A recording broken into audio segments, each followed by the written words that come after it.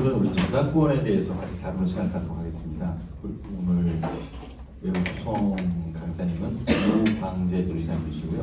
현재 서울에서 유리한 국제특허 법률사무소 대표 변리사님이 계십니다.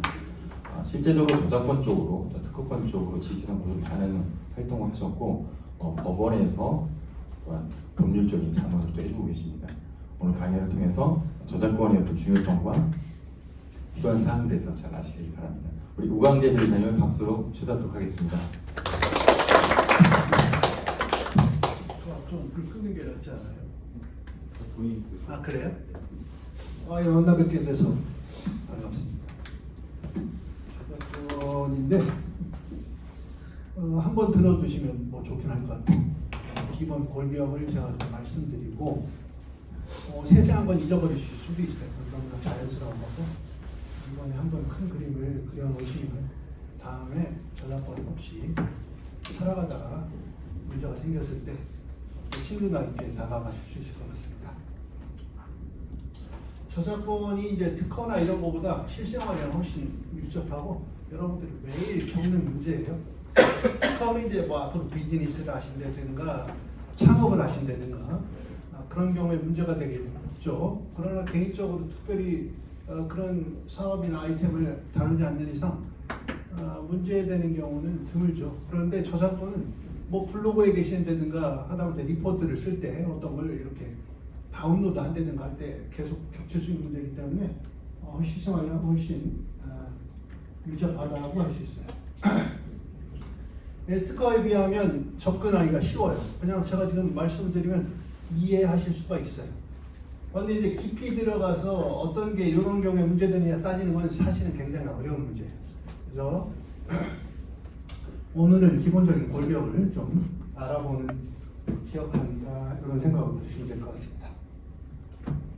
자, 이건 이제 뉴스들 앞에 쭉 띄웠는데 오른쪽이 이제 캐장콘이라고 유명한 이런 그 디자이너가 있나 봅니다. 저도 알지는 못해요. 뉴스로 검색해서 알게 된 거죠. 왼쪽이 이모티콘, 카카오에서 만든 이모티콘. 보시면은 그 오른쪽 그림하고 왼쪽 그림하고 보면 텍스트가 좀 비슷하죠? 미안해, 진심이 아니었어, 사랑해. 당근 빠따죠. 똑같고 모션도 거의 기본 동작이 비슷해 보시기에. 그러면 이 정도가 저작권 침해일까? 저작권 침해일 것 같습니까? 아닐 것 같습니까? 그냥 틀리셔도 돼. 뭐 편하게 대답하시죠. 뭐 틀린다고. 네? 침해가 맞는 것 같습니다. 침해 맞는 것 같습니까? 침해가 맞는다고 생각하셔도 아닐 수도 있어요. 이제 저작권에서 나중에 보시겠지만 이게 판결이 나온 건 아니기 때문에 저작권에서 침해다 아니다 따지는 것은 구체적인 표현을 좀 봐요. 컨셉보다. 그러면 컨셉보다 구체적인 표현을 중시하게 되면은 이건 침해가 아니라고 할 가능성이 좀 있겠죠. 그러나 지금 말씀하신 것처럼 좀 컨셉에 약간 더 비중을 두게 되면 기본 모티브, 텍스트, 모션 이런 게 같기 때문에 침해라고 할 수도 있겠네요. 넘어가 보겠습니다. K 콘텐츠가 굉장히 우리나라가 불길하고 있죠. 이걸로 지재권 무역 수지가 작년에 역대 최대 흑자다. 11억 달러. 아래 붉은 표시 밑줄 쳐놓으면 통상 우리나라 지재권 무역은 산업재산권에서는 적자, 저작권에서는 흑자를 낸다. 그래서 도합해서 흑자를 기록했다. 그것 때문에 저작권 때문에. 산업재산권이 뭔지는 아시죠? 네, 여러분 수업에서 교수님한테 이제 설명드리신 특허 디자인 상표 이런 거. 호불이들하고 이 저작권이 이렇게 딱 양대 산맥이라고 할 수 있는데 흑자가 저작권이 많다. 뭐 우리나라 유명한 블랙핑크, 뭐 BTS 다 아시죠? 빌보드 같은 건 사실 저희 어렸을 때는 꿈에 감히 생각하지도 못한 그런 건데 지금 빌보드 차트 1위 하잖아요. 작년에도 산업재산권이 18억 달러 적자, 저작권이 22억 달러 흑자였다. K 콘텐츠가 올라가니까 이제 저작권이 문제가 되죠. 콘텐츠 그러면 특허보다는 저작권이랑 가깝다고 할 수 있죠. 영상물, 노래 이런 거 올리는 거. 필리핀에서 국내 채널 60개 이상을 부당 송출한 불법 IPTV 운영자가 현지에서 검거됐다. 네, 어렵지 않으실 거예요. 피의자가 이제 OTT, 콘텐츠, 다시 보기, 성인 영상물 등을 무단 송출했다. 그러니까 저작권이랑 문제된다는 거 쉽게 아실 수 있으시죠? 이것도 뭐 쉽게 있을 수 있는 문제예요. 이야기 요지는 뭐냐? TV 조선에서 그 프로그램 레시피를 캡처해서 방송되는 걸 자기 블로그에 올렸어요. 사실은 이런 식의 일들은 많이 일어나는데 잘 문제 삼지 않고 넘어가죠. 왜냐하면 이게 저작권이라는 게 신고죄예요. 피해자가 고소를 해야 처벌할 수 있는데 안 건드리고 이거 뭐 아이고 개인들이 이럴 수도 있지 해서 봐주는 게 상당히 많아요. 그러나 법적으로 이게 그 저작권 침해죄에 걸리냐 안 걸리냐 따지면 걸릴 수 있다는 거예요. 네. 그래서 보통 이제 당사자보다는 법률사무소에서 돈을 벌기 위해서 대행해서 이렇게 경고장 보내고 돈을 좀 뭐 100만 원에 합의해라 뭐 이렇게 하는 경우가 많습니다. 이것도 재미있어요. 이것도 요즘 시대이기 때문에 가능한 것 같아요. 이게 주문 제작 케이크인데 케이크에다 원하는 그 캐릭터 이런 걸 넣어달라고 하면 주문 받아서 이제 그걸 넣어주는 거예요. 근데 이 캐릭터에 저작권이 있을 경우에 다른 사람이 도안했다고 가정했을 경우에 저작권이 시켜질 수 있다는 얘기입니다. 실시간이랑 아주 가까워요. 이건 심심하실까봐. 에드시런이면은 요즘의 가수죠? 아마 여러분들이 좋아하시는 가수일 걸로 추정돼서 에드시런 하나 넣었어요. 이 사람이 영국의 팝스타인데 70년대 이제 유명한 마빈 게이 영국 표절했다는 의혹 관련해서 승소했다, 표절 아니다 이런 판결이 나왔다는 얘기죠. 네. 이런 노래, 표절 이런 거 저작권법상의 범주 안에 드는 얘기입니다. 이것은 스타트업에서 스타트업이나 중소기업에서 이런 경고장을 많이 받아요. 이건 저희가 이제 그 의뢰인이 받은 걸 캡처한 거예요, 그대로. 뭐라고 되어 있습니까? 당 법무법인은 주한양정보통신으로부터 HY 서체 프로그램의 저작권 보호와 관련된 권한을 위반받아 본문서를 발송한다. 우리가 확인해 보니까 너네는 우리 저작권자 소유 프로그램을 허락 없이 사용했다. 그러면서 뭘 요구하냐면 뭐 프로그램을 사든가 아니면 얼마에 나랑 합의해서 넘어가자 이렇게. 이런 폰트 저작권 침해가 이루어지려면 폰트 프로그램을 구동시켜야 돼요. 그렇게 해서 많이 빠져나가요. 제가 그게 코치를 해줘요. 화면에 뜬 이미지를 편집해서 내 로고를 만든 것이다. 이렇게 답장한단 말이죠. 프로그램을 깔고 프로그램을 구동시켜서 글자를 구현해야 침해인 거지 글자체 같다고 해서 침해는 아니에요. 상식으로 알아두시면 좋을 것 같아서 넣었습니다. 이건 뭐 좀 많이 들으셨겠죠? 특허, 디자인, 상표, 저작권. 이거 4개가 지적재산권의 전부는 아니지만 사실상 뭐 가장 중요한 게 다 나온 거죠. 왼쪽 3개를 산업재산권이라고 우리가 통칭하죠. 산업재산권. 오른쪽은 저작권. 이건 좀 가족이 달라요. 이건 문화에 관한 입법, 문화에 관한 것. 왼쪽은 산업에 관한 것. 왼쪽 3개는 어디서 관할하냐면 특허청에서 관할해요.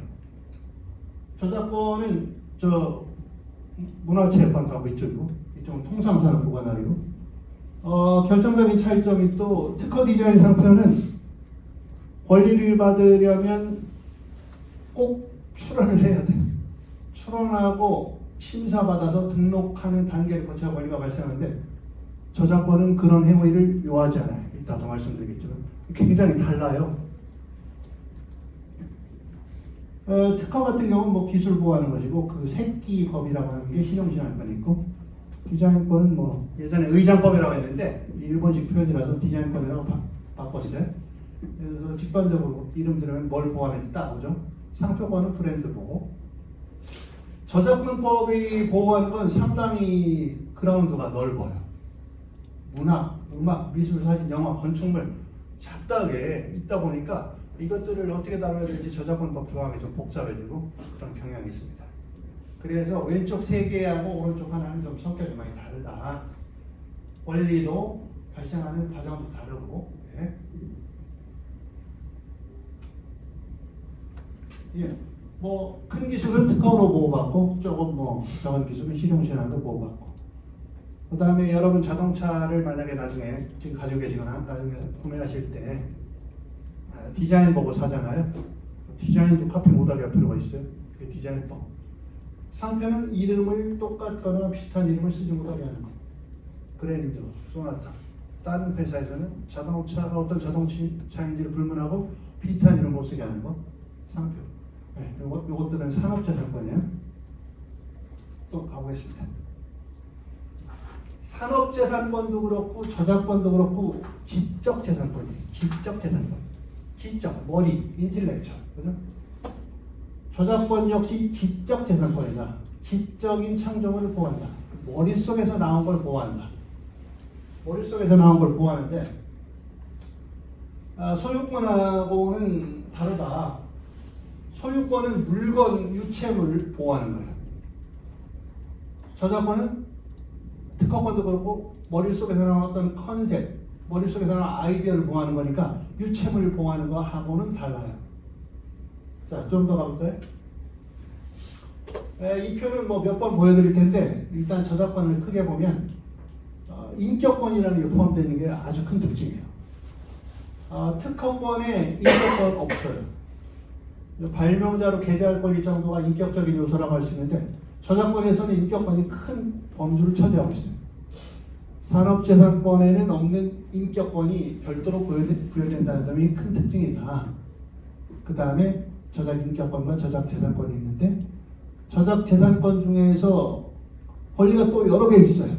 그래서 맨 위에 써놓은 것처럼 저작권 하나의 단일한 권리가 아니라 권리 다발이라고. 물론 이제 그 저작재산권 중에서 가장 중심되는 게 복제권. 네, 카피하는 권리이기 때문에 그래서 저작권을 뭐라고 불러요? 카피라이트라고 불러요. 복제권이 가장 중심되기 때문에 네, 어렵지 않죠? 자, 이제 복제하는 게 저작권이다. 기본적으로 그걸 딴 상태에서 이거 이제 소유권하고 저작권하고 왜 지적재산권이라고 그런지 예를 제가 사례를 만들어봤습니다. 타인 A의 집에 들어가 집주인이 손글씨로 써놓은 시가 담긴 노트를 들고 나온 사람 B. 여기서 저작권자는 누굴까요? 그 시의 저작권자는 A겠죠. 예, 좋습니다. 그러면 B가 지금 뭘 침해했나요? 소유권 침해했어요. 그죠? 왜냐하면 저 노트는 A 거니까. 네. 그러면 저작권은 침해했나요? 아직 안 하죠. 자, 복제하는 권리가 저작권이니까 이 사람이 복제하는 거 없으니까 소유권만 침해했어요.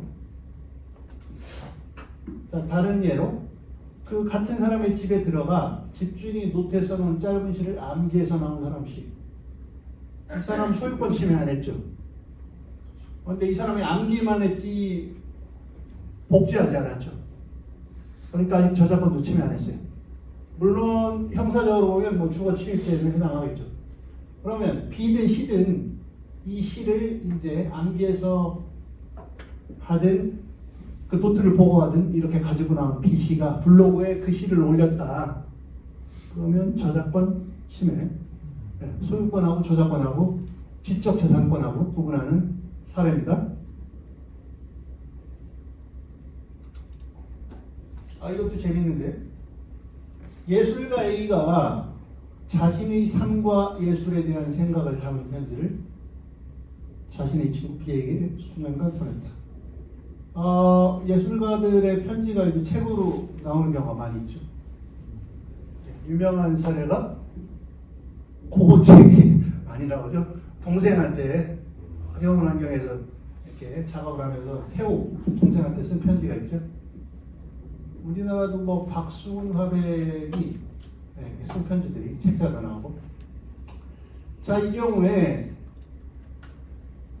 출판업자가 이 편지를 출판하고 싶어요.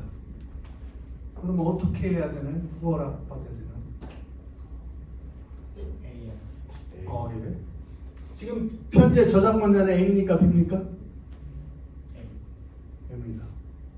창작한 사람이 A니까. 네, 잘 말씀하셨어요. B는 뭘 가지고 있을까요? 권리를? 네, 정확합니다. B는 소유권자, A는 저작권자. 그러면 출판업자가 저 편지를 출판하려면 사실은 뭐 저작권 법적으로만 보면 A의 허락만 받으면 되지만 그 편지 소유한 걸 또 봐야 하니까 A, B 쌍방의 허락을 받겠죠. 네. A한테서 받는 허락은 저작권에 관한 허락이고 B한테서 받는 건 소유권에 관한 허락이에요. 어렵지 않으시죠?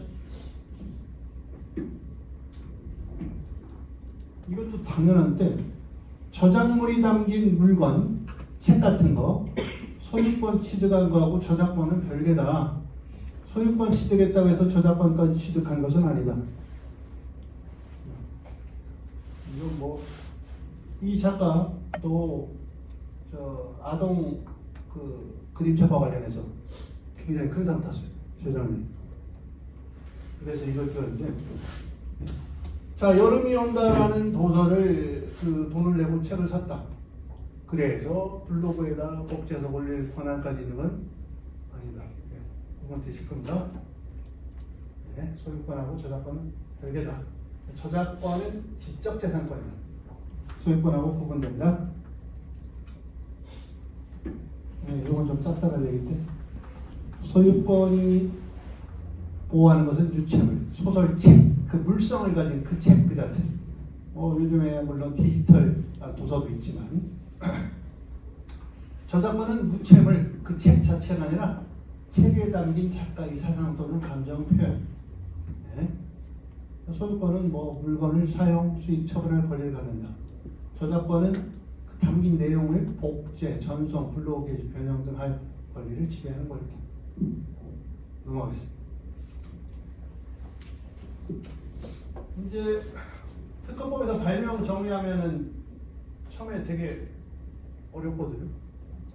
기술적 사상을 뭐 창작해서 고도한 것이라는데 저작권은 하여튼 그냥 처음 들어도 이해가 가요. 인간의 사상 또는 감정을 표현하는 창작물이다. 저 세 가지 박스가 이제 개념 요소죠. 인간, 그다음에 사상 또는 감정, 그다음에 창작. 인간이 만들었어야 되고 사상 또는 감정을 표현했어야 돼요. 여기서 사상이나 감정은 저 사상이라는 말이 너무 철학적인 그런 의미가 아니에요. 자기 생각, 느낌, 표현한 정도면 좋거든요. 창작물이어야 된다. 어느 정도 창작성이 있어야 된다. 네, 이걸 좀 쪼개볼까요? 인간의 사상, 감정을 표현하였을 것이기 때문에 침팬지가 그린 그림은 저작권 없다. 그냥 베껴도 복제해도 저작권 침해 아니다. 자연적으로 만들어진 수석도 인간이 만든 거 아니니까 저작권 없습니다. 컴퓨터가 작성한 저작물 또 저작권 없습니다. 그래서 아직도 논의가 엄청 이루어지고 있는데 AI가 작성한 경우에 어떻게 할 것이냐. 뭐 특허도 그렇고 저작권도 그렇고 현재까지는 보호하지 않는다고 정설이에요. 네. 그 다음에 창작성이 있을 것. 이 창작성이 있을 것도 아주 쉬워요. 자, 읽어볼게요. 기존의 저작물을 베끼지 않았다는 것 또는 저작물 작성이 개인적인 정신활동의 결과라는 것을 의미해요. 이 말 자체가 좀 딱딱하고 어려울 수 있는데 제가 빨간 것을 그냥 쉽게 써놨어요. 어느 정도 그 사람의 개성이 나타나는 정도면 창작성입니다. 예술적인 평가랑은 아주 무관해요. 어느 정도 개성. 이 사람이 쓴 거라서 딴 사람이 쓴 거랑 좀 다르네? 수준이 높다, 낮다 이런 게 아니라 이 사람만의 생각이 좀 나타났구나, 감정이 나타났구나, 그러면 된다. 그렇다면 어지간하면은 글 같은 건 거의 저작권이 있다고 보셔야 돼요.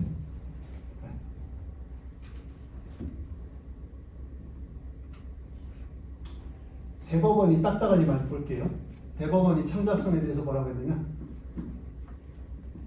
저작권법에 의하여 보호되는 저작물이려면 문학학술 예술의 범위에 속하는 창작물이어야 된다.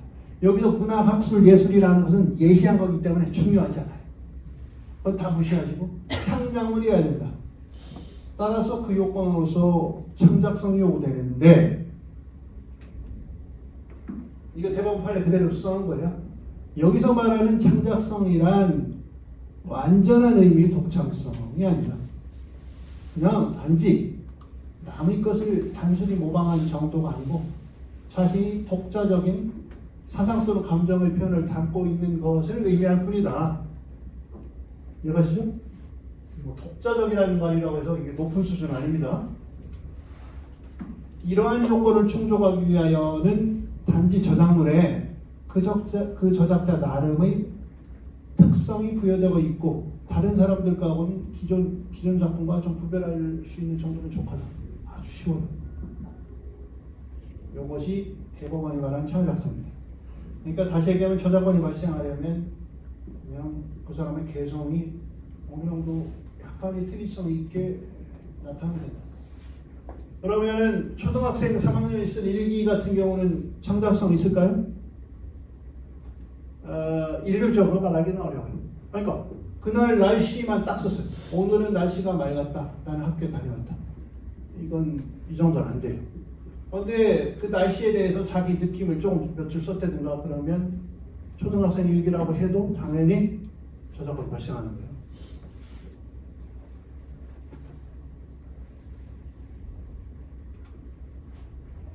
그러면 이 창작성이 있다 없다가 이제 저작권 침해할 때 큰 논쟁인데, 왜냐면 내가 그 네이버에서 어떤 이미지나 글을 조금 베꼈는데 너무 평이하다고 생각해서 비꼈을 수 있잖아. 근데 베껴진 사람은 이 저작권이라는 게 좀 인격권이랑 관련이 있다고 말씀드렸어요. 그러니까 특허를 침해당했다고 해서 내 인격이 모독됐다고 잘 느끼잖아요. 사업상 화는 나지만. 그러나 어떤 사람이 5줄짜리 글을 썼는데 그걸 갖다 베끼면 내 명예가 좀 훼손됐거나 내 자식 같은 인격이 좀 훼손됐다고 느낀단 말이에요.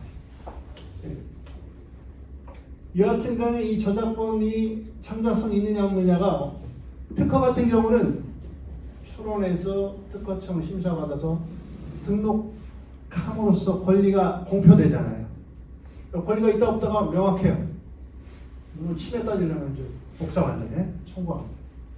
저작권을 발생했다 아니다 자체가 싸면 돼요. 아주 특이해야 되든가 아주 평이한 글이라면 모르겠지만 그 중간에 회색지대가 엄청나게 많은데 이거 저작권이 있는 거냐 없는 거냐 싸움이 일어난단 말이죠. 특허는 미리 심사를 거쳐서 등록이라는 걸 해서 특허청에서 이렇게 공고를 해서 딱 나타나는데 이건 있는지 없는지 그냥 둥둥 떠 있는 상태에서 나중에 누가 복제했을 때 문제되는 거예요.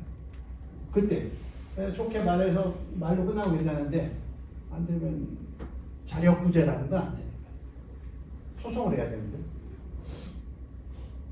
저작권이 있는지는 명확한 경우도 있지만 아주 개성이 확실히 인정될 만한 데든가 아주 뻔한 평이한 글이라든가 그런 건 모르지만 그렇지 않은 경우는 시비가 생기면 다 터지죠. 결국에는 법원 가서 창작성이 있다 없다 이렇게 따져주는 거예요. 잠복해서. 특허는 등록 공보를 통해서 공시가 돼요. 저작권을 잠복해 있다가 소송이 될 때 드러나요. 자, 저작권이 대상이 될 수 없는 것은 그냥 상식적으로 생각하면 됩니다. 음악은 저작권 대상이 되겠죠? 레일리아는 가수들, 침팬지가 그린 그림은 저작권의 대상이 될 수 없어요. 3번은 이건 모르실 수도 있는데 만화 주인공 이름은 너무 짧잖아요. 짧아서 저작권 인정한 게. 물론 만화 주인공 이름이라고 해도 20자 이렇게 되면 인정될 수도 있지만 보통은 서너 자. 또보기라는 사건에서 인정하지 않았어요. 너무 짧아서. 상식적으로 납득이 되시면 돼요. 암기하시잖아요. 건축물도 저작권 인정돼요. 우리가 통상 막 비슷하게 되는 아파트가 동인정이 안 되겠죠. 그러나 뭐 63빌딩이라든가 롯데타워 이런 거, 또 개인 건축물이라 하더라도 건축가가 좀 외관을 특이하게 해서 딱 다 인정되는 거예요.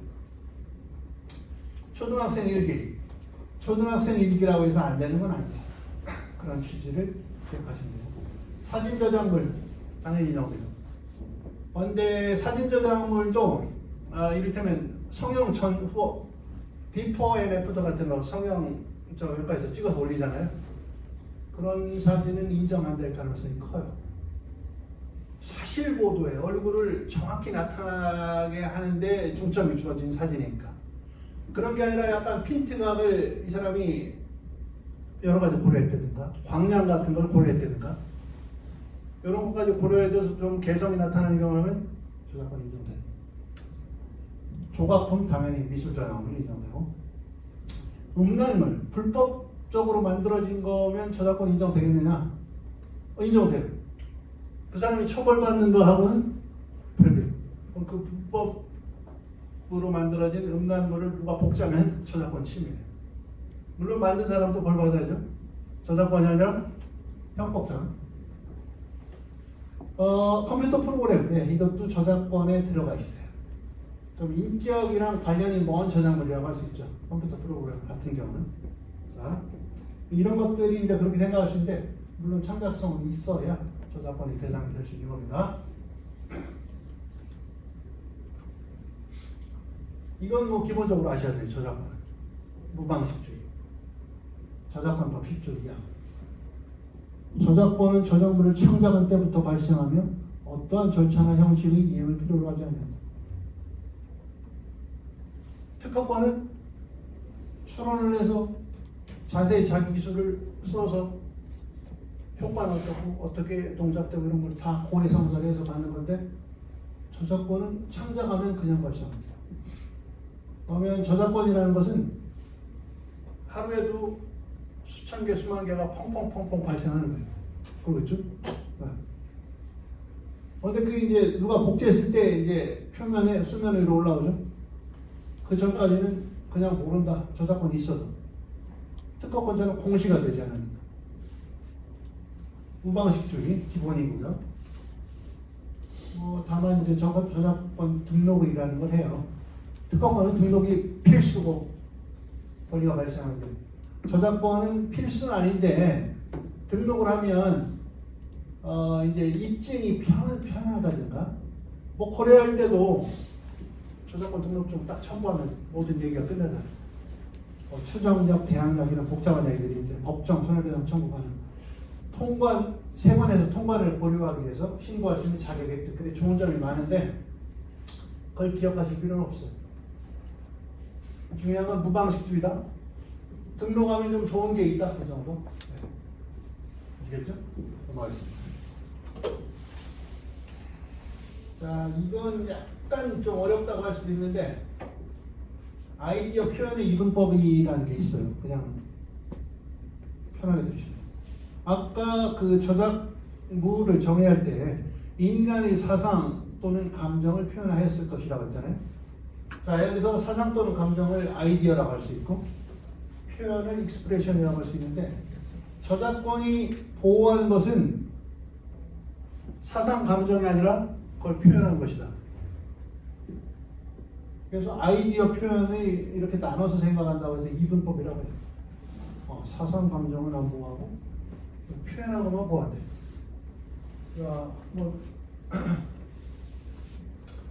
자, 다른 말로 풀이해 놨는데, 아이디어 표현의 이분법이 뭐냐?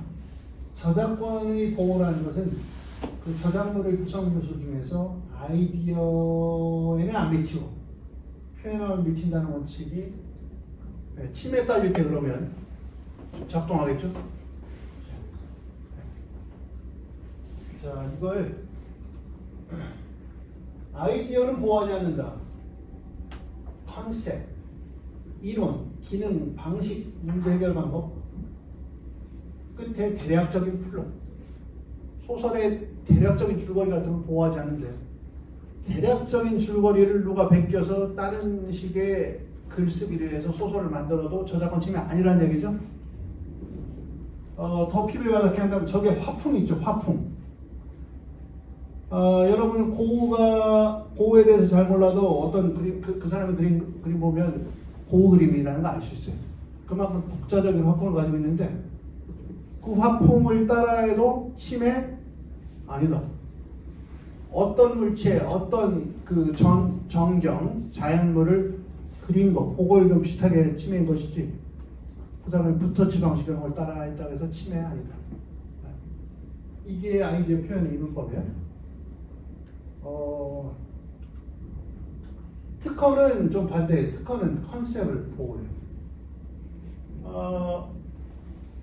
그러니까 소설을 대략적인 줄거리를 베꼈다고 해서 치매는 아니다. 그런데 문장을 갖다 베끼면 치매될 수 있어요.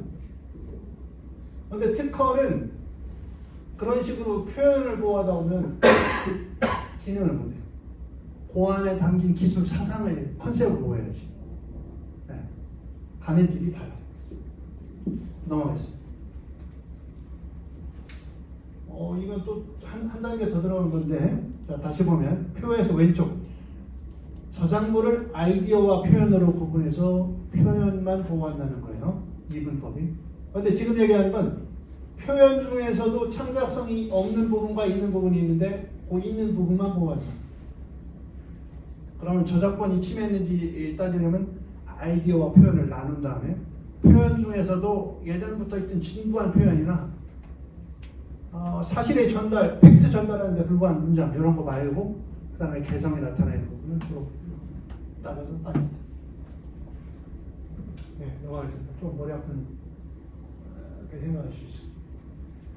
자, 저작물 종류는 아까 특허 디자인 상표에 비해서 하여튼 이것저것 다 있어요. 이것저것 다 있어요. 저 왼쪽 맨 위에 있는 건 누굽니까? 잘 모르실 것 같아요. 어떻게 하셨어요? 좋아했어요. 아, 그러세요? 네, 그쵸. 그 오른쪽 그림은 누굽니까? 오해죠. 아니, 고해. 네, 그쵸. 자기 방금. 82년생 김정, 신과 함께 영화전, 브람스, 소케르, 건축대장. 예, 종류가 다양하다. 뭐 슬램덩크인데 여러분한테 조금 가까울 것 같아서 했어요. 웹툰이 난리잖아요. 웹툰, 그죠? 콘텐츠 할 때. 네. 그래서 그 만화로 창업한 분들을 돕는 이런 사업도 많아요. 웹툰. 기한이 유명한 걸 제가 알고 있어요. 웹툰 작가.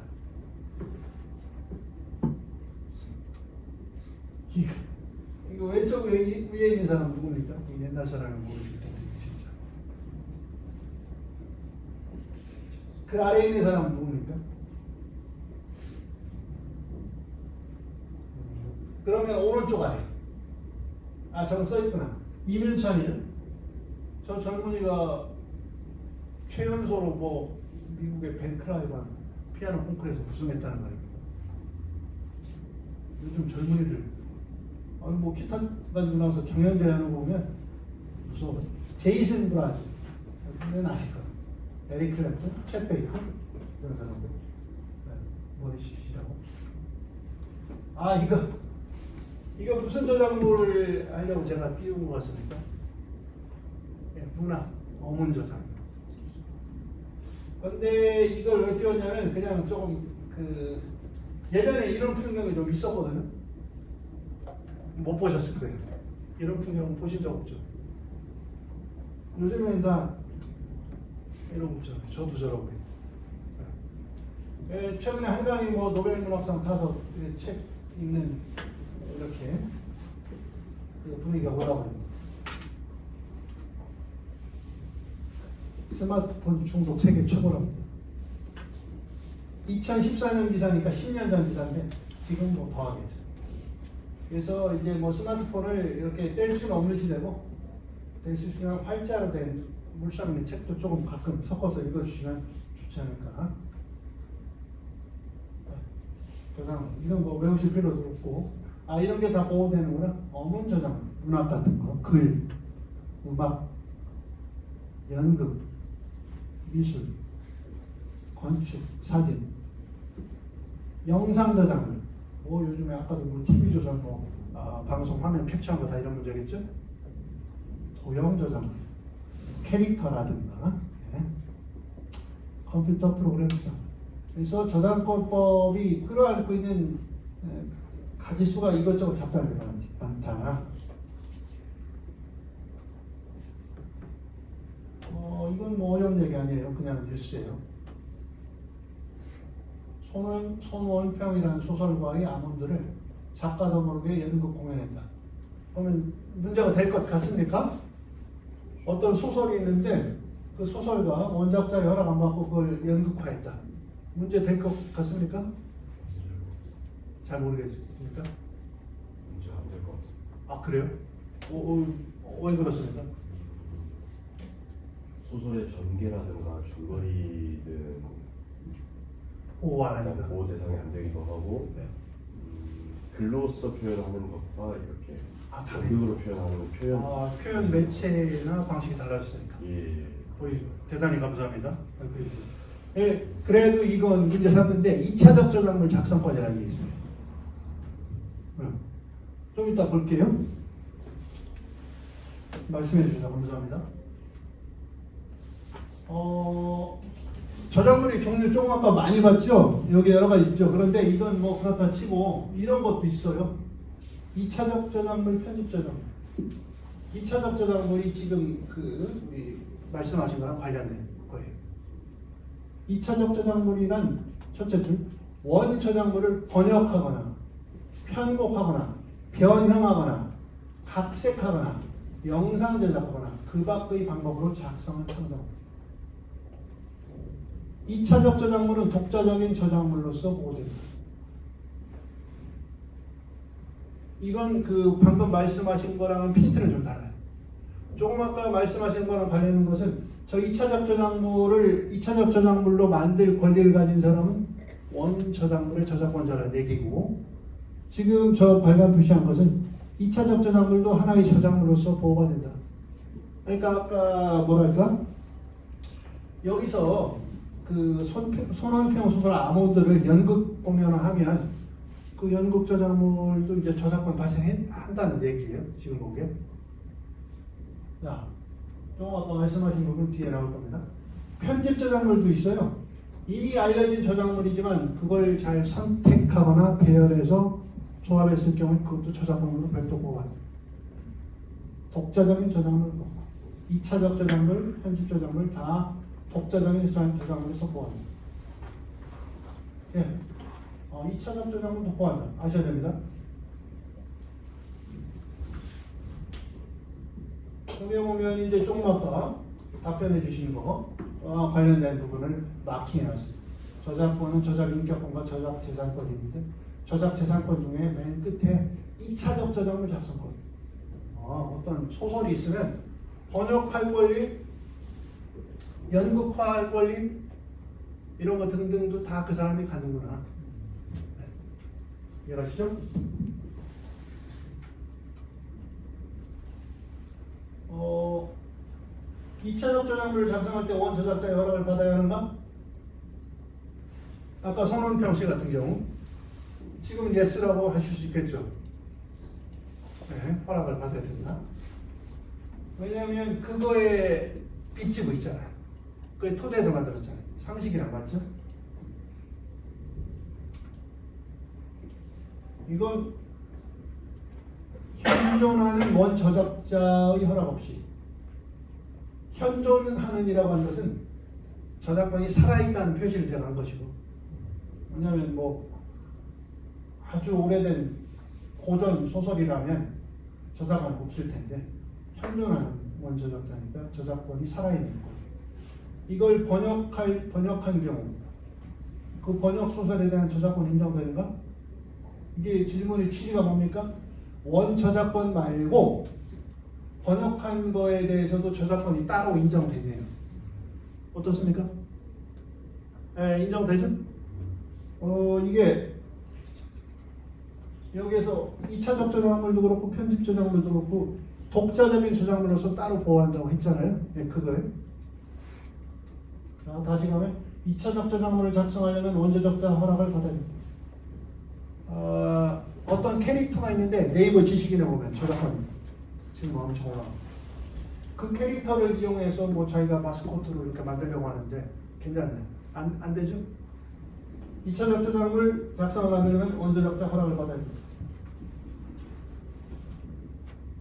현존하는 원저작자 허락 없이 번역 소설에 대한 저작권 인정될 것 같은데 허락 없이 만들었다는 것도 포인트네. 질문에. 원저작자 허락 없이 만들었다. 아까 손원평 씨 소설을 무단으로 연극했잖아요. 그럼 연극저작물이 저작권 인정되느냐고 지금 묻고 있어요. 이것도 뭐 틀려도 돼. 허락 없어도 인정돼. 허락 없이 받았기 때문에 손원평 씨한테 손해배상을 당한다든가 처벌을 받는다든가 하고는 별개예요. 그래도 허락을 안 받고 있어도 저작권은 발생한다 일단. 아시겠죠? 허락할 권리가 첫 번째 질문, 허락을 받아야 된다. 받아야 된다. 안 그러면 침해다. 침해는 발생할지언정 허락 없이 했다고 해도 2차적 저작물에 대해서 저작권 따로 발생한다. 이것이. 네. 아까 음란물 같은 불법물도 이렇게 저작권 발생을 한다고 했는데 좀 비슷한. 네. 이건 또 다른 문제예요. 두 번째 지문은 현존하는 원저작자라고 했으니까 저작권이 살아있는 경우가 있어요. 세 번째는 보호기간이 끝난 미국 소설. 1800, 옛날 고대 소설도 있지만 그걸 새로 번역했다. 새로 번역했다는 얘기는 뭐예요? 책 같은 거 보면 뭐 여태까지 뭐 번역본이 누가 했고 있었는데 좀 원어의 맛을 잘 살리지 못했다. 그래서 새로 할 수도 있고. 성경도 시대가 지나면서 우리 언어가 바뀌니까 뭐 새 번역, 뭐 여러 가지 번역문이 나오잖아요. 보면 보호기간이 끝났다. 성경도 마찬가지로 얘기하다 보니까 성경 원래 보호기간이 끝났는데 그걸 새로 번역했다. 요즘 시대에 맞게 번역을 했을 수도 있고 뭐 이 사람이 강조하고 싶은 부분을 뭐 그 느낌을 더 살려서 번역했다. 그 번역 소설을 번역자의 허락 없이 복제해도 될까? 이 질문은 원저작물은 보호기간이 끝났는데 그걸 번역한 2차적 저작물에는 저작권이 있냐고 지금 묻는 거예요. 이것도 인정돼요. 왜냐하면 새로 번역하면서 그 사람의 노력도 들어가고 개성도 들어가잖아요. 번역할 때. 그죠? 번역하면 열이면 열, 닫아면 아주 짧은 거 해가 떴다 이런 거 아닌 이상 그 사람 숨결이 들어가는데 저건 2차적 저작물로서 저작권이 있어요. 원래 그 바탕이 된 미국 소설의 저작권이 만료됐다고 하더라고요. 네. 넘어가겠습니다. 자, 이걸 보고 앞으로 갈게요. 저작권은 하나의 단일한 권리가 아니에요. 저작권은 권리 다발. 그래서 이 안에 여러 식구가 있어요. 저작 인격권도 있고 저작 재산권도 있다. 그런데 저작 재산권 중에 2차적 저작물 작성권이 있죠? 자, 이걸 한번 다시 보시고.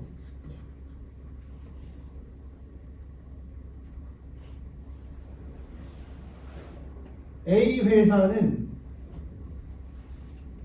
소설가 B로부터 시소설에 대한 저작 재산권 일체를 유상으로 양도받았습니다. 왜 일체라는 말을 썼냐면 저작 재산권이 하나가 아니라 그 안에 여러 개 들어가 있잖아요. 저작 재산권이 하나가 아니라 여기 보면 7가지가 있어요. 복제권, 공연권, 공용 송신권 저렇게 여러 가지라서 일체를 양도한다 이렇게 계약서를 썼고 유상이라는 것은 대가를 줬다는 얘기예요. 그래서 A 회사가 시소설을 외국어로 번역하여 수출하려고 한다. 이건 저작권법에 저촉되는 일이 아니에요. 어떤 권리에 관한 얘기입니까? 2차적 저작물 작성권에 관한 얘기. 2차적 저작물 작성권은 당연히 B가 가지고 있어요. 최초에. 그죠? 근데 지금 저작재산권을 일체를 양도받았으니까 이제 A가 갖는 게 아닌가 생각할 수 있는데, 저작재산권에 관한 조항 이런 게 있어요. 저 붉은 줄치 2항, 저작재산권의 전부를 양도하는 경우에 따로 특약이 없다면 2차적 저작물을 작성하여 이용할 권리는 포함되지 않는 것을 본다. 주장한다. 이해가십니까? 그러면 계약서에서 저작재산권 일체를 양도합니다라는 말 가지고는 2차적 저작물 작성권까지는 안 준 걸로 친다. 추정은 그렇게 한다. 왜 그러면 이게 뭐 저작권자로서도 다 준다고 할 때 보통 저작권법을 공부한 사람 아니면 저걸 바꿔서 뭐 다른 거 만들 거니까까지는 내가 계속 가지고 있을 거라고 보통 생각할 가능성이 크겠죠. 넘긴다고 해도 똑같은 거 만드는 걸 좀 넘긴다고 생각합니다. 그러다 보니까 저렇게 규정을 만든다. 그럼 2차적 저작물 작성권까지 여기 양도받으려면 말을 그대로 써서 2차적 저작물 작성권까지 포함하면 계약서에 써야 되는 거지. 전부 양도한다 가지고는 안 된다. 딥한 얘기인데 그런 것도 있다. 자, 저작권에는 인격권이라는 게 있습니다. 한번 쓱 볼게요. 인격권은 3개가 있어요. 공표권, 저작물을 공표하거나 하지 아니할 것을 결정하는 거예요. 내가 일기를 썼는데 이걸 공표할 것이냐 안 할 것이냐는 저작권에 포함된다. 그 사람. 그다음에 성명 표시권. 내가 저작자라는 걸 표시 받은 거예요.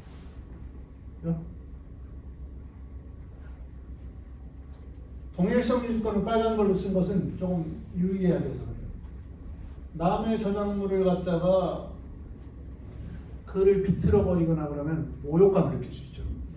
함부로 바꾸면 안 돼. 동일성을 유지해야 돼. 내용, 형식, 제호의 동일성을 유지해야 돼. 동일성 유지권이라는 게 인격권이에요. 인격권은 양도할 수 없어요. 자, 저작재산권이 이제 더 많이 나오는 거죠. 그 중에 가장 중심되는 게 복제권, 그다음에 공연권, 인터넷 게시하는 것 같은 것과 관련된 공중통신권, 미술 저작물 등의 경우에는 전시권, 전시할 권, 배포권, 대여권, 2차 저작물 작성권. 저작권이라는 건 단일한 권리가 아니다. 저게 나열된 게 총 10개, 인격권 3개, 재산권 7개.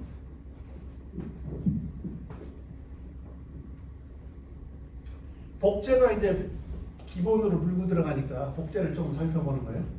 복제한다는 게 뭐지? 복사기로 복사하는 거 복제인 건 알죠? 인쇄하는 거, 사진 촬영하는 거, 복사하는 거, 녹음하는 거, 녹화하는 거, 그 밖의 방법까지 다 망라해서 일시적 또는 영구적으로 유형물에 고정한다는 것은 뭐 종이에 고정 안 되는 거, 디지털로 고정 안 되는 거, 저런 게 다 복제예요. 그러면 복제 방법이나 수단에 제한이 없어요. 손으로 베껴도 복제, 그림을 사진 촬영해도 복제. 미술관 전시회에 가면 사진 촬영 그만한 데도 있고 찍으세요 허락하는 경우도 있어요. 그죠? 방침대로 하시면 돼요. 공연을 녹음하는 것도 복제다. 디지털 복제면 이게 가장 흔하죠. 파일 복사해서 하면 복제예요.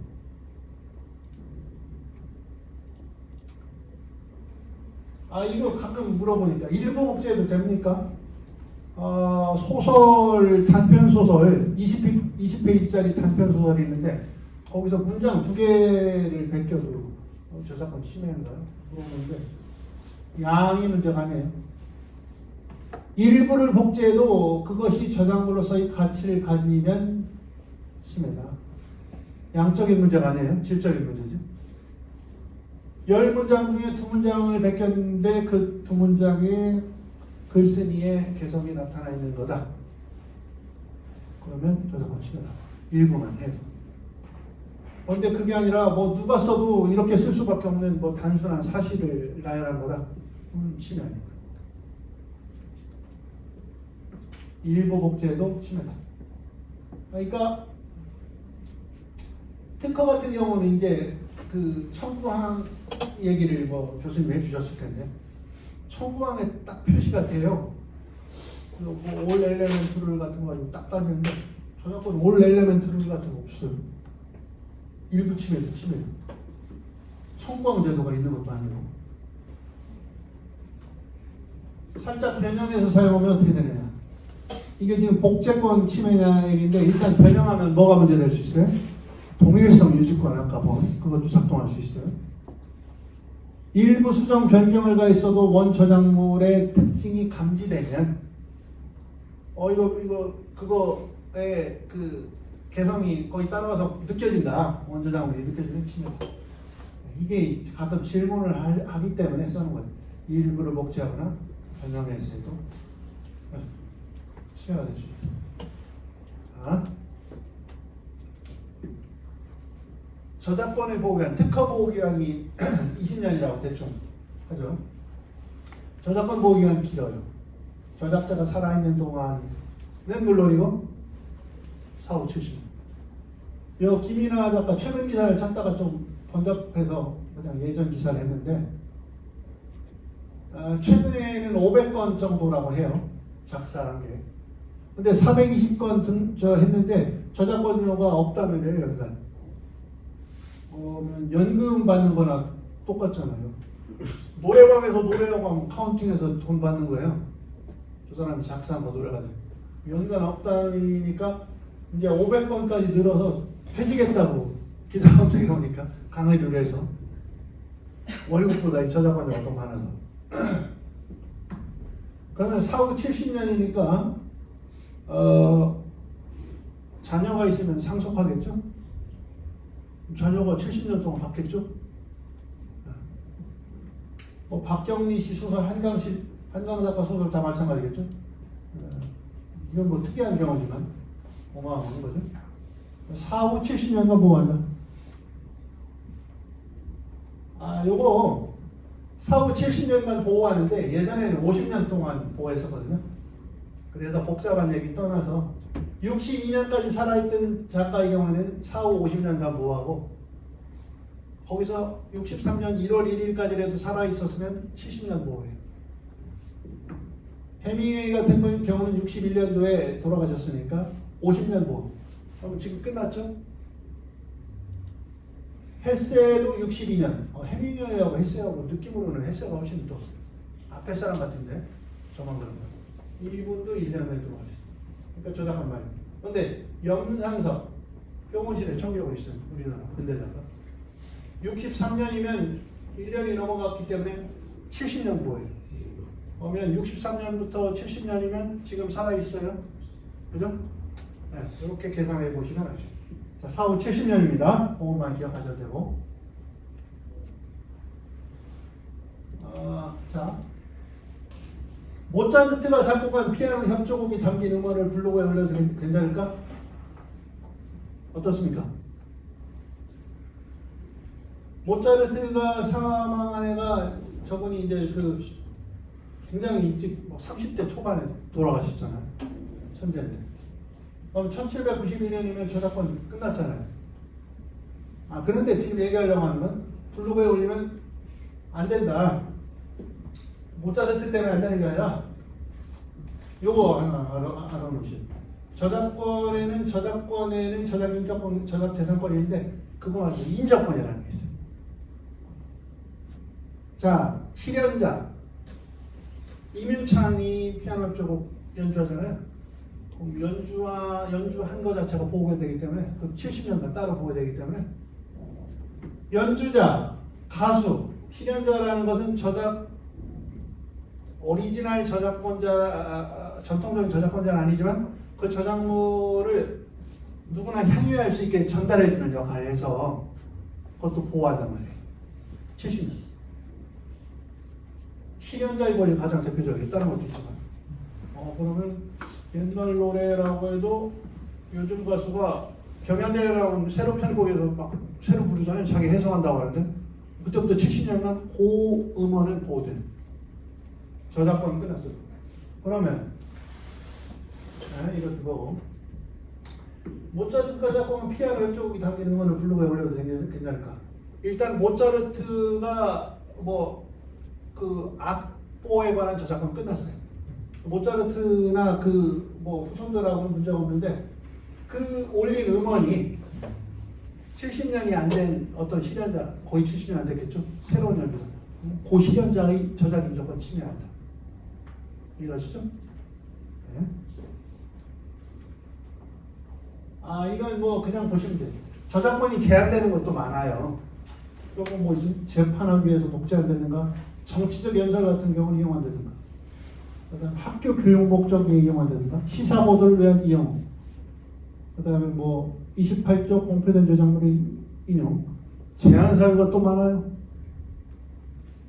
저게 보면은 그 30조 사적 이용을 위한 복제 이런 거, 제한 사유도 많아요. 이게 이제 자주 나오는 게 이런 것들이에요. 사적 이용을 위한 복제. 이제 개인적으로 이용하기 위해서는 복제해도 된다는 얘기인데 까다로워요. 영리를 목적으로 하면 안 된다. 개인적으로 이용하거나 가정 및 이에 준하는 한정된 겁니다. 그럼 친구들 한 10명하고 돌려보는 건 저게 되느냐? 안 돼요. 가족 정도의 결속력을 가진 집단 안에서 되는 정도다. 개인적으로 보는 건 괜찮아요. 복제도. 저는 제한이 있어요. 한정된 범위 안에서 이용하면 됩니다. 이런 예외가 있고. 공표된 저작물의 인용, 리포트를 쓴다거나 논문을 쓴다거나 그러면 예전에 자료 다 검색해서 인용해야 하잖아요. 합법적으로 해줘. 공표된 것일까? 공표됐어야 또 볼 수 있으니까 별로 중요한 건 아니죠. 보도, 비평, 교육, 연구 등이라고 되어 있기 때문에 폭넓게 해석해줘요. 이런 걸 위해서 필요하면 정당한 범위 안에서 공정한 번에 협치되게 이용하십니다. 아, 필요 이상으로 이 사람은 지금 논평하려고 하는 게 아니라 보여주기 위해서 그냥 하는 거네. 그러면 안 된다. 저는 제한 사유가 있어요. 이건 포괄적 조항인데 그냥 있다는 것만 볼까요? 아예 포괄적 조항이죠. 저작물의 일반적 이용 방법과 충돌하지 아니하면 말도 어렵네요. 저작자 정당한 이익을 부당하게 해치지 아니하면 이용할 수 있다. 포괄 조항. 공짜로 이용할 수 있는지 판단하려면 이용 목적은 뭐며 저작물 성격은 뭐며 이런 거. 저작물을 이용할 때 원저작자의 시장에서의 이익을 좀 해치는 정도로 어느 정도 이런 거 두루 따로 산다. 이걸 그러나 뭐 자세히 보실 필요는 없을 거예요. 저작권이 제한되는 경우도 많이 있다.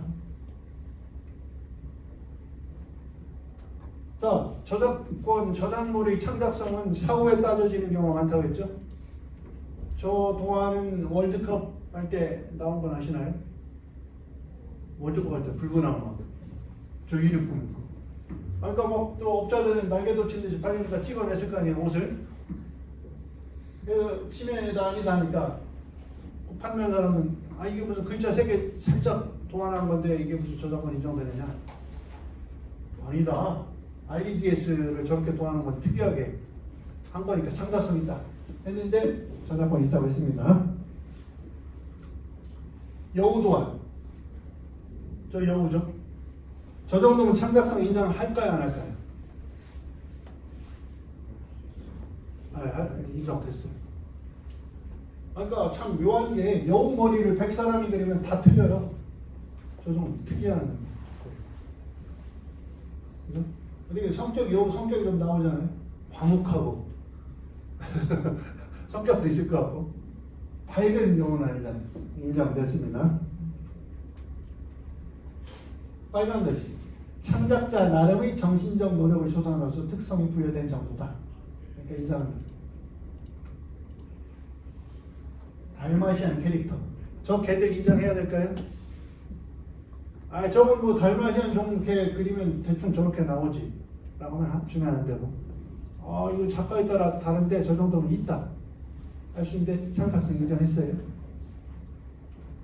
뭐라고 되지? 달마시안 종의 개가 붉은 부분. 원래 자연계에 존재한다고는 하지만 우리 회사는 달마시안 종의 개에게 만화 주인공으로서만 가질 수 있는 독특한 사랑스러움과 친숙함을 줄 수 있도록 보완해서 창작성 요건을 가지고 있습니다. 대법원이 이렇게 판결했고 자, 사례 마지막 같은데. 위쪽이 이제 저 침해했다고 문제 삼은 사람, 아래쪽이 소송 당한 사람. 오른쪽 그림을 주로 보실까요? 이거 침해일까요, 아닐까요? 위쪽에 저장본 있어요. 아래 캐릭터가 신야구가 실업야구 캐릭터를 침해했다고 할 수 있을까요?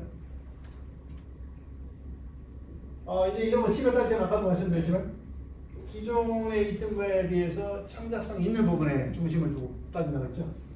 그냥 보면 이거 모션이라든가 모자 쓴 거라든가 비슷한데, 자, 잘 그림 보셨죠? 뭐라고 했나 볼게요, 대부분이. 이제 유사면이 있다고 쭉 했어요. 기원 이미지 야구 선수 캐릭터라는 아이디에 기초하여 신체 부위를 2등분하고 머리 크기를 과장하고 쭉쭉해서 표현 등에서 유사한 면이 있다라고 하는데, 그러나 이와 같은 표현은 실험야구 캐릭터 나오기 전부터 이렇게 과장해서 하는 수법을 많이 썼대요. 뭐 증거를 많이 냈겠죠. 소송하면 엄청 내는 거예요. 이거 전에 이렇게 과장하고 얼굴 크게 하고 야구할 때 모자 쓰는 거 있었다. 그럼 그런 부분보다 점점 비해서 달라진 부분에 중점을 두고 판단해요. 예전부터 있었기 때문에 야구를 수비한 개인물 특성상 필연적으로 유사하게 표현될 수밖에 없는 것이다. 저런 유사한 정도는. 위와 같은 유사점들만으로는 표현 형식이 실제적으로 유사하다고 할 수 없는 반면 실험야구 캐릭터 조작자의 창조적 개성이 가장 잘 드러나는 부분이 얼굴에 이목구비 같은 거 보면 완전 다르다. 그런 걸 봐야 된다. 얼굴 보면 눈이 쟤는 뭐 길쭉하게 작게 돼 있고 아래 크게 돼요. 이런 걸 봐야지 전체 모션이라든가 뭐 과장해서 이런 거랑 하면 예전부터 있던 수법이다. 이런 식으로 판단해요. 느낌은 오시죠? 마지막으로 폰트인데 이건 앞에서 말씀드렸어요. 자, 글자 모양이 같다고 해서 서체 저작권 침해 아니에요. 특히 컴퓨터에서 구현하는 거. 붓글씨 같은 건 인정돼요. 그거 하는 게 아니라 컴퓨터에서 구현되는 뭐 명조치 이런 거 따질 때. 그 폰트 프로그램을 다운받아서 구동하고 이런 게 침해인 거예요. 결과적으로 글자만 갖다. 이미지만 갖다 썼다고 하면 침해? 아니다. 네, 그래서 A는 온라인 잡지 서적 유통업자이다. A는 비출판사에서 제작한 잡지를, 그러니까 출판 제작은 누가 있어요? B. 근데 A를 계약해서 그 이미지를, 그 잡지를 이미지한 뒤에 온라인에 서비스했다. 근데 A가 그 글꼴 파일 침해했다고 할 수 있느냐? A는 프로그램 구동한 거 없어요. 이미지화 했잖아요. 파일은. 침해가 문제가 된다면 누가 문제가 될까요? 비출판사에서 그것도 프로그램 구동했는지 따져봐야 되겠지만 오히려 문제된다면 B가 문제될 수 있다. A는 문제 안 된다. 이해하시죠? 네, 저는 경고장을 받은 거예요. 나는 이미지가 한 것밖에 없다. 하나 저작권 침해한다. 이렇게. 이게 조금 더 빨리 끝냈어야 되는데 이건 뭐 그냥 보시면 돼요. 이건 뭐 중요한 거 아니고. 자, 여기까지 말씀드렸는데 혹시 궁금한 거 있으시면 요런 게 저작권의 그림이에요. 요런 게. 어떻게 보면 별거 아니에요. 깊이 들어가고 어렵지만. 네. 저는 그 저작권료 관련해서 여쭤보고 싶은데요. 네. 흔히 이제 노래를 매장이나 다른 데서 많이 틀곤 하잖아요. 네. 그래서 겨울 되면은 캐롤이나 봄이면은 네. 봄모봄이라든지 벚꽃엔딩 이런 식으로 막 연금을 받는다라고 표현을 하는데 네. 저작권자에게 저작료가 전달되는 과정이 궁금합니다. 그건 제가 저 책도 봐가면서 답변해야 될 것 같은데, 그래서 일률적으로 다 할 수가 없기 때문에 일률적으로 카운팅하고 있을 수도 없고, 그 사람한테 개인 계산할 수가 없잖아요. 위탁관리업체가 있어요. 뭐 음반산업협회, 저작권자협회, 거기서 알아서 다 카운팅해서 돈을 그쪽에서 일괄해서 받은 다음에 분배하는 식으로 되죠. 요즘 정도 답변 드릴 수 있어요. 그럼 저작권료를 낸다고 하면은 네. 이제 위탁업체에 돈을 지불하는 것인가요? 맞습니다. 위탁업체에서 받아서 분배돼요. 노래방 같은 경우도 이제 저 카운팅 되면 그게 다 어떤 식으로든 계산이 돼서 위탁업체로 다 돈을 다. 카운팅하는 게 다 통계로 많기 때문에 그 계산해서 분배해서 그 사람 손해 가려면 좀 시간이 걸리겠죠. 그런 식입니다. 예. 그 특허 같은 경우는 네. 신청을 해서 특허가 등록이 된 다음에 이제 실효성을 가지는데 네. 저작물 같은 경우는 이제 저작자의 생존과 사후 몇 년 동안 이렇게 유지된다고 말씀을 해주셨잖아요. 네. 그리고 따로 별도의 등록이 안 돼 있더라도 네. 그 이제 분쟁이 발생했거나 하면은 언제든지 있다고 볼 수 있다. 그때 예, 수면으로 오죠. 예, 그렇게 되는데 그러면은 그런 구조가 단순히 사전 등록을 먼저 해야 된다, 안 해야 된다 하는 것 말고의 어떤 또 다른 행정적인 차이를 야기할 만한 요소가 될 수 있을까요? 왜 그런 차이가 있는지. 예, 일단은 글쎄 여러 가지를 봐야 되겠지만 기술을 예전에 있던 기술을 플러스 알파해서 벽돌 한 장 더 쌓는 기술은 빈도수가 저작권에보다 훨씬 낮아요. 일단 저작권은 지금 원수를 내도 제가 얘기하는 것도 저작권 대상이 될 수 있거든요. 일기 있어도 그걸 일일이 추론이라는 행위로 해서 심사해서 등록하는 건 불가능해 애초에.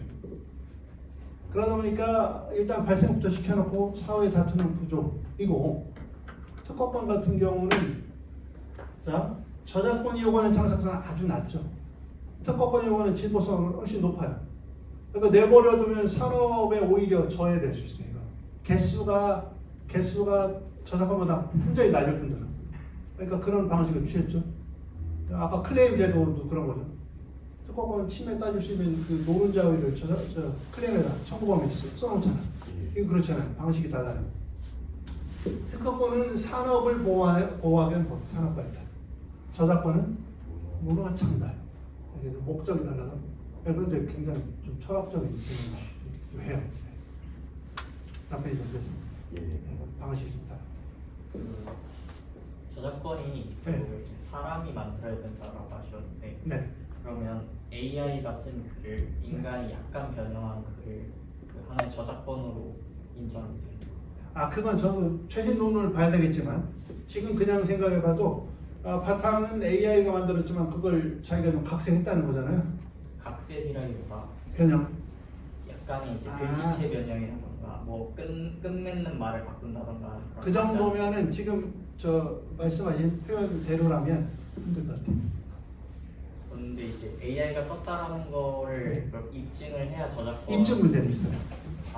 자기 저작권이라는 입증을 해야 돼요. 누가요? 그러니까 만약에 AI가 썼다라는 걸 본인만 알고 있다. 본인만 알면 속일 수도 있어요. 그러니까 특허도 그렇고 저작권도 그렇고 여러분이 이제 법률 시험을 본다 그러면 전지작가적 시점에서 답을 해야 돼요. 그러나 실제 이제 그 법률 세계에서는 입증 문제가 있어요. 오제이 심슨이 아내를 죽였는지 안 했는지 모르지만 예전에 무죄 났잖아요. 그것까지 따지면 이제 실제 법률상에서 일하는 사람들은 이건 상대방이 입증하지 못하니까 입증할 가능성이 없으니까 이렇게 다 합시다 할 수도 있어요. 그건 입증의 문제예요. 입증의 문제. 그건 항상 있어요. 어디에서나.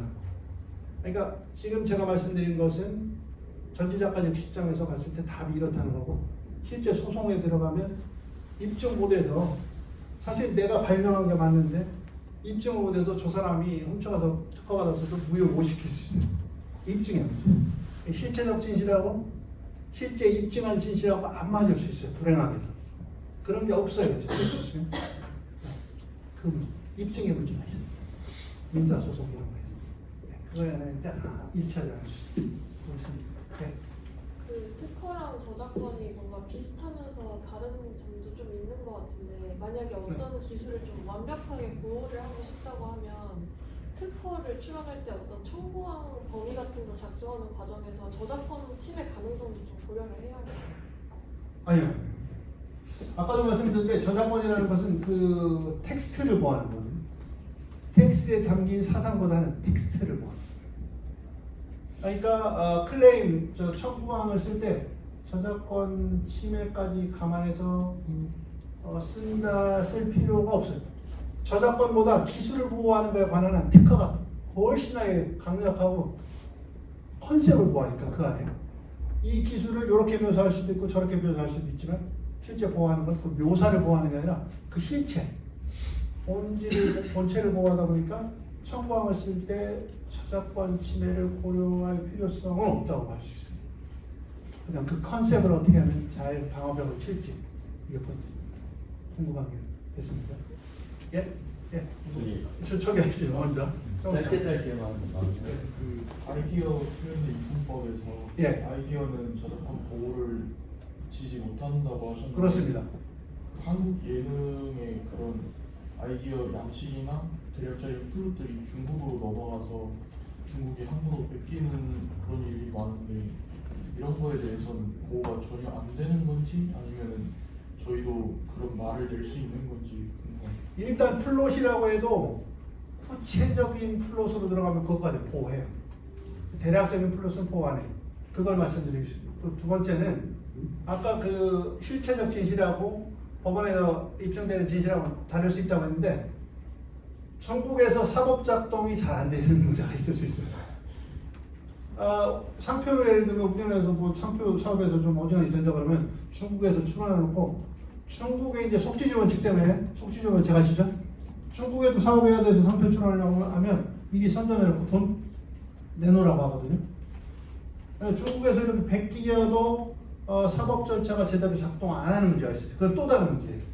네, 그런 문제 많죠. 그런 게 이제 무정 마찰이 되고 미국 같은 선진국에서는 너네 이제 보호 정도라든가 행정 조치 이런 걸 강화해야 돼. 조약에서 많이 실현이 돼. 무역 수지에서 많은 부분을 차지해야 된다.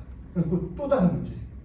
네. 예, 또 아까 들었던 내용 중에서도 그 일부를 복제한 경우에도 저작권 침해가 될 수 있다고 그러는데 그렇습니다. 상업적으로 활용한 그런 패러디 같은 경우에도 저작권 침해가 될 수 있는지가 궁금하고. 패러디는 매우 예민한 문제인데 패러디가 제가 보기엔 좀 관용적으로 봐야 될 것 같은데 우리나라 대법원 판결이 없어요. 1심 지방법원 판결 정도가 있는데 패러디 요건을 너무나 그러니까 패러디일 경우에 저작권 면제해준다는 요건을 너무나 까다롭게 해놔서 패러디라고 해서 그 판례에 의한 패러디라는 이유로 빠져나가기 어려워요. 그 판례에 의하면. 그럼 다시 말씀드리지만 이게 고등법원급 대법원까지 올라가서 딱 판결이 기준이 정해지면 그럴 수 있는데 앞으로 누군가 다투게 될 것 같아요.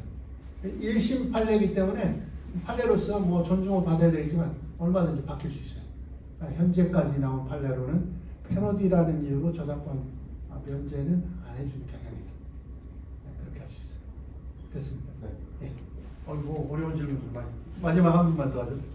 2차적 저작물에 있어서 원작자의 허락 없이 사용한 경우 손해배상은 가능하다고 했는데 혹시 이 외에도 원작자가 이를 사용하지 말라고 요청을 할 수가 있거나 아니면 저작권 취소가 가능하거나 이런 경우는 없는 거? 지금 말씀 경우에는 원저작자와 2차적 저작물 작성자 간의 문제를 말씀하신 거죠? 네. 2차적 저작물 작성자가 원저작자 허락 없이 만들었다? 네. 그런 거에 저작권을 말소하거나 할 수 있느냐? 아니요. 저작권이 이미 발생했어요. 저작권 발생했고 2차적 저작물 작성을 침해했기 때문에 민사, 형사 문제가 남을 뿐이지 이건 작성했기 때문에 다른 제3자가 이거 2차적 저작물 베끼면 거기다 이 사람 소송할 수 있어요. 자기가 불법으로 만든 걸 할지라도. 그러나 이 2차적 저작물을 계속 찍어낼 때마다 원저작권 침해가 되기 때문에 로열티라고 해야 될까? 그걸 계속 줘야 돼요. 그런 문제예요. 이해됐습니까? 예, 여기까지. 뭐 질문들을 많이 해주셔서 감사하고요. 제가 말을 좀 너무 서둘러서 하는 경향이 있는데 잘 들어주셔서 감사합니다. 다음 기회가 되면 또 더 깊은 얘기를 한번 해보기로 하죠. 예, 수고하셨습니다.